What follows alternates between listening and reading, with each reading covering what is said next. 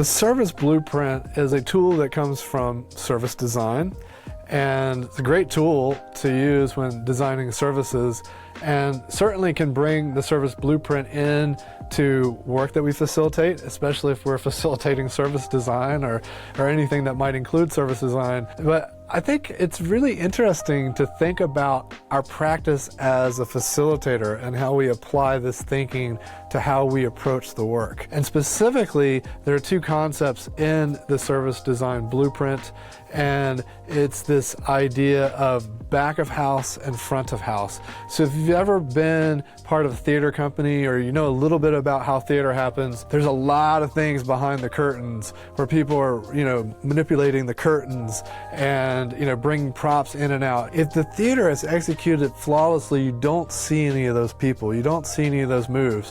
Where you do see is the actors on the stage.